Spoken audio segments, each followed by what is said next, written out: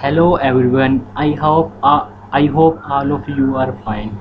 Today I'm here for the presentation of my research work at 27 GCBMS conference. So before starting my presentation, I would like to give you brief introduction about myself. My name is Muhammad Mursil and I'm doing masters in software engineering from Northeastern University. So let's start our presentation. My research title is Enterprise Multi-Speaker Speech Identification and Separation Management System from Audio File Signal.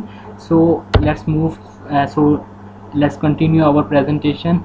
So my presentation agenda is introduction. Then I will give you introduce you key goals, and then we will move toward methodologies, and then we will discuss system workflow and system filter voice signal, and then we will discuss MFCC and Dell MFCC features, and at last we will discuss experimental results.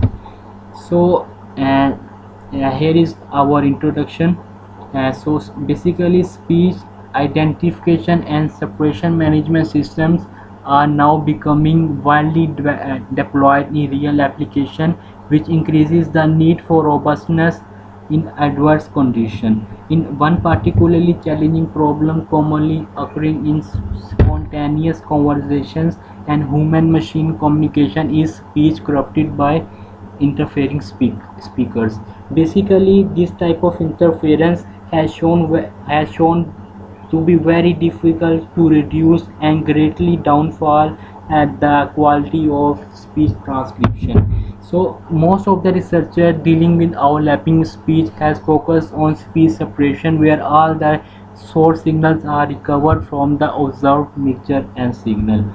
So in some practical situations, such as for smart personal devices, we may be interested in recovering a single target speaker while reducing noise and the effect of interfering speaker. So we call this problem target speaker abstractions. In contrast to speech separation, abstracting the target speaker avoids problems such as label permutation, dependence on the number of speaker, and the speaker tracing problem. Basically, background noise and movement noise interference can reduce both the quality and intelligibility of the speech signal and cause performance degradation in real world application, including speech communication, hearing aids, speech and speaker recognition.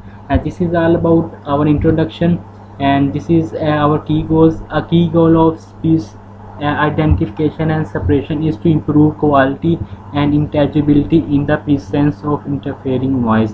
On the other hand, speech separation aims to separate the voice of a target speaker when multi-speakers talk simultaneously. So then we will move now we will discuss our methodology. We divided our methodology into three phases. In first phase, the method of center channel separation is using for the separation of speech signals from non-speech signals, and thus in second phase, the speech audio is entering into gender recognition feature to separate the male and female audio from each other, and in the last phase, entering both male and female audio file into identification features separately get to identify the speaker from audio input. So in next slide I will give you introduction about how our system is working and workflow of our system. So basically, first of all, we will input our audio file into our first module of the system, which is speech separation module. So our speech separation module separates speech signal and non-speech signal from each other, and then we will enter our speech signal into our next module, which is gender recognition system. Our gender recognition system separate female speech file and male speech file. So then we will deal with our then with both files, both speech female and male speech files, and then we will enter our both files into our next module, which is our last and most important module, speaker identification system. So our last module will identify the target speaker. So this is all about our workflow of our system, and this diagram it shows you how our system is basically working. So then now we will move towards next slide. So here is our next slide, which shows you a diagram, and this diagram basically is giving you a representation of our audio signal, and the second diagram is shows you filtered voice signal. In first diagram, which is A diagram, we have a audio signal with overlap with non-speech signal. So in B diagram you can see that we have only separated speech signal, which is called filtered voice signal. So this is all about our filtered voice signal, and now we will move toward our next slide. So here I will give you a brief introduction about our MFCC and Dell MFCC feature. MFCC basically is called male frequency Cepstrom coefficient. So MFCC is a 30 tuple feature vector, and says x1, x2 and x12, and Dell MFCC is the same dimensional feature like x1, but we have delta x1 and delta x2 and so on obtained from MFCC, so that values of the first dimension for both the vectors are same, and the value of ith dimension of Dell MFCC is obtained as delta xi is equal to xi plus 1 minus xi. So in this slide we are comparing our both features, and we will discuss which one is which feature is better for our system.